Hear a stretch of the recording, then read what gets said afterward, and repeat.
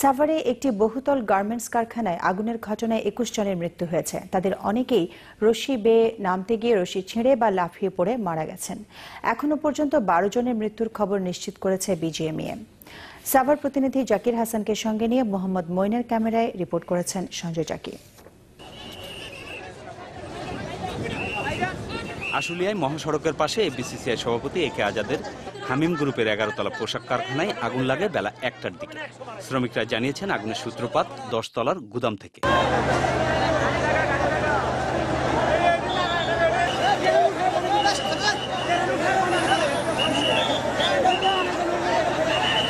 দ্রুতই আগুন ছড়িয়ে পড়ে ১১ তলার ক্যান্টিনে, যেখানে দুপুরের খাবার খেতে এসেছিলেন কয়েকশো শ্রমিক।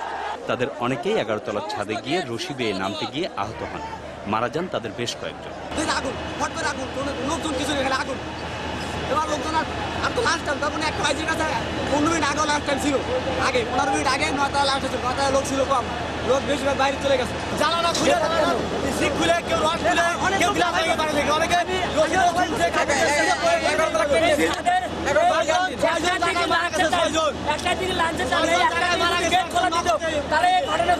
ফায়ার সার্ভিসের মহাপরিচালকের নেতৃত্বে ১৪টি ইউনিট ৪ ঘন্টার চেষ্টায় বেলা ৫টার দিকে আগুন প্রায় নিয়ন্ত্রণে আনে।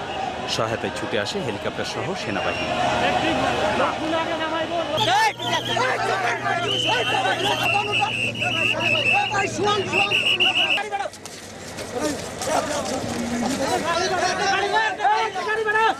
আগুন নিয়ন্ত্রণে আসছে। মানুষের জীবন বাঁচানোটা এখন ফরজ কাজ। কিছু লোক ঝাঁপ দিয়ে পড়েছিল, তাদেরকে সম্মিলিত সামরিক হাসপাতাল সাভারে চিকিৎসা করা হচ্ছে। সাভার আশুলিয়াবাসী আমরা সবাই শোকাহত, মর্মাহত। উদ্ধার অভিযান শেষ না করা পর্যন্ত কিভাবে আগুন লেগেছে বা ঠিক কতজন মারা গেছে আনুষ্ঠানিকভাবে তার কোনো পক্ষই নিশ্চিত করেনি। শ্রমিকরা বলছেন মৃতের সংখ্যা আরো বাড়বে। দেওয়ার পরে ওই রশি ধৈর্যের লোক আমরা বলছি ২-৩ জন করে নেমে সিরিয়ালি ওরা একবারে ১৫-১৬ জন লোক একবারে ধরছে। রশি ধরার পরে মিডিয়ায় পথে আসার পরে রশিটার মধ্যে থেকে ছিঁড়ে দেওয়ার পরে ওই একবারে ১৫-২০ জন লোক, মনে হয় ২-৩ জন লোক বাঁচা আছে আর ব্যাগটি জায়গায় ডেট। তারপর লাফ দিতে নিছে, লাফ দেওয়ার পরে সাথে সাথে মাথাটা দুটা ভাগ হয়ে গেল। আহতদের সাভার এবং ঢাকার বিভিন্ন হাসপাতালে ভর্তি করা হয়েছে। আগুন পুরোপুরি নেভানোর পর ভিতরে শুরু হয় উদ্ধার অভিযান। আগুন নেভানোর চেষ্টার পাশাপাশি এখন উদ্ধার তৎপরতা আরও জোরদার করা হয়েছে। সেই সঙ্গে চারদিকে এখনও অসংখ্য উৎসুক মানুষ দাঁড়িয়ে আছেন স্বজনদের অপেক্ষায়। তারা জানেন না তাদের স্বজনদের ভাগ্যে কি ঘটেছে। সঞ্জয় চাকি, চ্যানেল আই, সাভার।